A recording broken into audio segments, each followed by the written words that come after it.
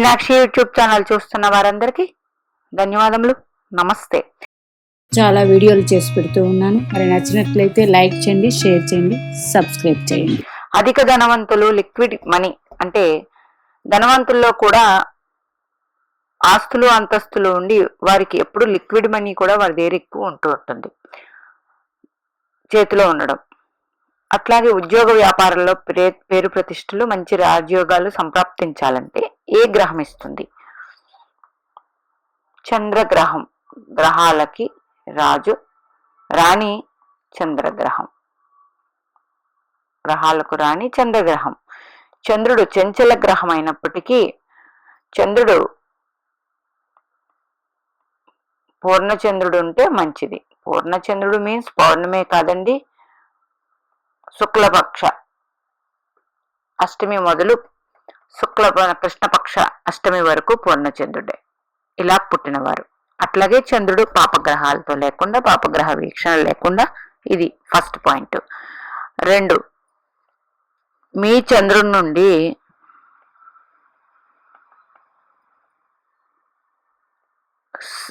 ఆరవ స్థానంలో, 7వ స్థానంలో, 8వ స్థానంలో గురువర్గ గ్రహాలు ఉండాలి. గురువర్గ గ్రహాలంటే రవి, కుజ, గురు,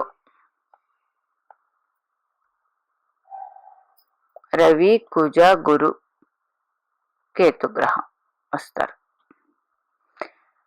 ఎలా అండి? మీ జన్మజాతక చక్రంలో చంద్రుడు, మీరు ఏదో లగ్నంలో జన్మించి ఉంటారు, చంద్రుడు కూడా ఉండే ఉంటారు ఏదో ఒక రాశిలో. ఆ చంద్రుడికి 6వ స్థానం, ఆ చంద్రుడికి 7వ స్థానం, ఆ చంద్రుడికి 8వ స్థానంలో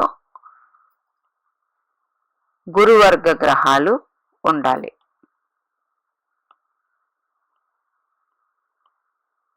గురువర్గ గ్రహాలు ఉండాలి.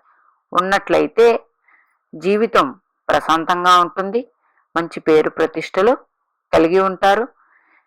జాతక చక్రంలో ఏదైనా రాజయోగాలు ఉంటే అతి సులువుగా అందుకుంటారు.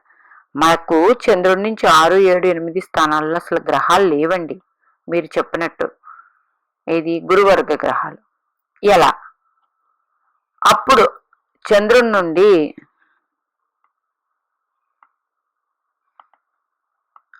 6, 7, 8 స్థానాలని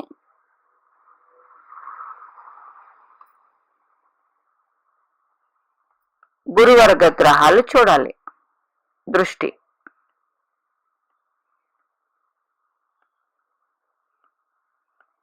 దృష్టి ఉండాలి. ఇప్పుడు ఉదాహరణలోకి వెళ్దాం, మీకు బాగా అర్థమయ్యేటట్టు. ఒక జన్మజాతకం, ఒక తులా లగ్నం తీసుకుందాం. చంద్రుడు సింహరాశిలో ఉన్నారనుకుందాం. ఇప్పుడు చంద్రుడికి 6వ స్థానం ఏదవుతుంది? సింహం, కన్య, తుల, వృశ్చికం, ధనస్సు.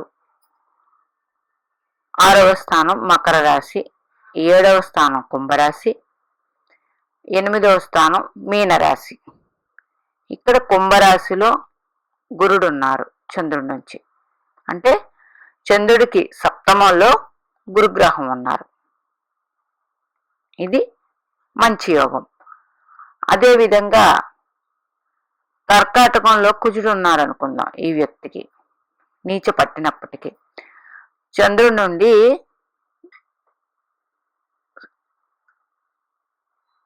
6, 7, 8 స్థానాల్ని గురువర్గ గ్రహం చూస్తుంది. ఇప్పుడు 1, 2, 3, 4, 5, 6, 7 అంటే ఇక్కడ గ్రహం ఏమీ లేదు. 6వ స్థానంలో 8 గురుణ్ణి కుజుడు చూస్తున్నాడు. అంటే చంద్రుడి నుంచి 6, 7, 8 స్థానాన్ని కుజుడు చూస్తున్నాడు. అష్టమాన్ని చూస్తున్నాడు చంద్రుడి నుంచి. కుజుడికి అది 8వ స్థానం అయింది, అక్కడ గురుడు ఉన్నాడు. ఇట్లా అన్నమాట. ఇంకా ఏదైనా గ్రహాలు చూస్తున్నాయేమో చూసుకోండి చంద్రుడి నుంచి. కానీ కేతువుకి దృష్టి లేదండి. కేతువు ఉండాలంటే, కేతువు ఉంటేనే అవుతుంది, దృష్టి పని చేయదు. ఓకేనా?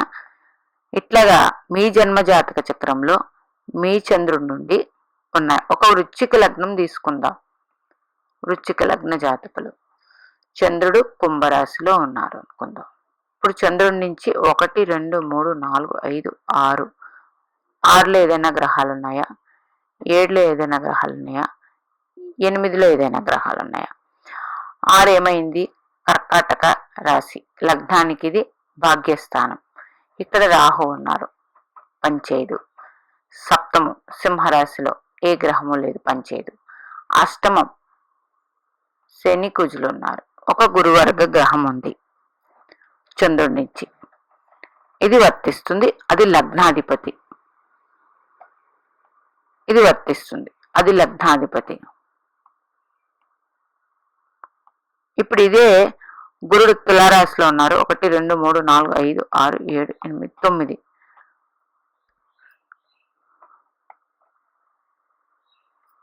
పనిచేయదు.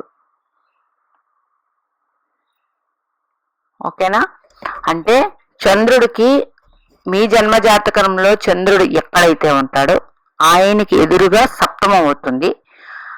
అటు ఇటు రాసుల్లో ఒక గురువర్గ గ్రహం ఉండాలి. మీకు ఉన్నట్లయితే మీకు జాతకంలో ఏదైనా రాజయోగాలున్నా అవి ప్రాప్తిస్తాయి. మాకు లేదండి అంటే ఒక గురువర్గ గ్రహమైన చంద్రుడికి షష్ఠ, సప్తమ, అష్టమ స్థానాన్ని వీక్షిస్తూ ఉండాలి. ఈ వీడియో అర్థమైంది అనుకుంటున్నాను. ఇప్పుడు ఒక మకర లగ్నం తీసుకుందాం. చంద్రుడు ధనుస్సు రాశిలో ఉన్నారనుకుందాం. అప్పుడు చంద్రుడికి సప్తమం ఏమైంది? మిథునం అయింది. షష్ఠ స్థానం ఏమైంది? చంద్రుడికి వృషభం అయింది. అష్టమం ఏమైంది? కర్కాటకం అయింది. ఈ మూడిట్లో గ్రహాలు ఉన్నాయా? లేవు. అసలు ఏదైనా గ్రహాలు చూస్తూ ఉన్నాయా? గురుడు ఇక్కడ ఉన్నారు. 1, 2, 3, 4 చూడట్లేదు. నెక్స్ట్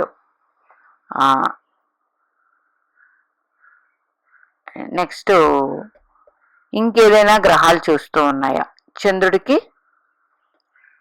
సప్తమ, అష్టమ స్థానాల్లో ఇప్పుడు రవి గ్రహం ఉన్నారు వృశ్చిక రాశిలో. ఈయన చూస్తున్నారు చంద్రుడికి షష్ఠ స్థానాన్ని, ఇది పనిచేస్తుంది. మరి అక్కడ కేతు ఉంటాడండి, రాహు. ఇక్కడ రవి ఉన్నారు, ఇక్కడ రాహు ఉందని చెప్పారు. మరి కేతు కలిసి ఉంటారు కదా, ఉన్నప్పటికీ ఉంటుంది. అయితే పాపగ్రహంతో కలిసిన గ్రహానికి అంత బలం ఉండదు. అది మాత్రం 100% కరెక్టే, తక్కువ బలం ఉంటుంది. ఓకేనా? ఇట్లాగా మీ చంద్రుడికి షష్ఠ స్థానంలో కానీ, సప్తమంలో కానీ, అష్టమంలో ఒక గురువర్గ గ్రహం ఉండాలి. ఉన్నదేమో చూడండి, ఉండాలి. లేదా చంద్రుడికి షష్ఠ, సప్తమ, అష్టమ స్థానాన్ని గురువర్గ గ్రహం చూడాలి. ఇదే పాయింట్. ఇట్లా ఉండడం వల్ల ఏంటండి, చాలా ఇలా ఉందండి, మాకు ఏమీ లేదు, మేము మామూలుగానే ఉన్నాము అంటే ఏదో ఒక టైంలో మీకు యోగం ప్రాప్తిస్తుంది. ఇంకా మా జీవితంలో అన్నీ కోల్పోయాము అనే చివరి క్షణాల్లో గెలుపుగా అది మార్చుకుంటారు. ఓకేనా? మీ జన్మజాతక చక్రంలో చంద్రుడికి షష్ఠ, అష్టమ, వ్యయ స్థానాల్లో ఒక గురువర్గ గ్రహం ఉందా చూడండి. లేదు, ఒక గురువర్గ గ్రహం వీక్షిస్తున్నా సరే ఆ యోగం ఉంటుంది. వీళ్ళ దగ్గర ఎప్పుడు లిక్విడ్ క్యాష్ అనేది ఎప్పుడూ ఉంటుంది. వీళ్ళ దగ్గర ఎన్ని ఆస్తులు ఉన్నా కొంతమందికి ఆస్తులు ఉంటాయి, లిక్విడ్ క్యాష్ ఉండదు. కొంతమందికి లిక్విడ్ క్యాష్ ఉంటుంది, ఆస్తి కొనుక్కోలేరు. ఇట్లా మళ్ళీ ఆస్తి అనేటప్పటికి భూమి, వాహనాలు అనేటప్పటికి చతుర్థ స్థానానికి వెళ్ళిపోవాలి మనం. ఆ కాన్సెప్ట్ వేరు. అందుకనే జాతకంలో ధనస్థానం బాగోకపోయినా, లాభస్థానం బాగోకపోయినా, ఓకే, ఉద్యోగం చేసే స్థానం బాగోకపోయినా, ఈ విధంగా చంద్రుడి నుంచి షష్ఠ, సప్తమ, అష్టమ స్థానాలలో శుభగ్రహం ఉంటే శుభగ్రహం ఉంటే, గురుగ్రహం ఉంటే 100% ఇది రాజయోగం. ఎందుకు అంటే గురుడు నైసర్గిక శుభగ్రహం, గురువర్గ గ్రహానికి గురువ అధిపతి కూడా. అక్కడ మీ జన్మలగ్నానికి అతని పాపి అయినప్పటికీ ఎల్లప్పుడూ మీకు ధనాన్ని, మీరు బ్రతికినంత కాలం మీకు ధనం ఏదో విధంగా వస్తుంది. ఇది 100% కరెక్ట్. మీ జన్మలగ్నానికి గురుడు పాపి అయినప్పటికీ చంద్రుడికి సప్తమంలో గురువు ఉన్నారంటే అది గొప్ప యోగవంతమైన జాతకం. ఇది మనకి పరాశర మహర్షి ఇచ్చిన ఫార్ములాల్లో ఇదొకటి. అందుకే అధిక ధనవంతులు ఇక్కడ పెట్టిన హెడ్డింగ్ కూడా లిక్విడ్ మనీ. ఇది 100% ఉండి తీరుతుంది.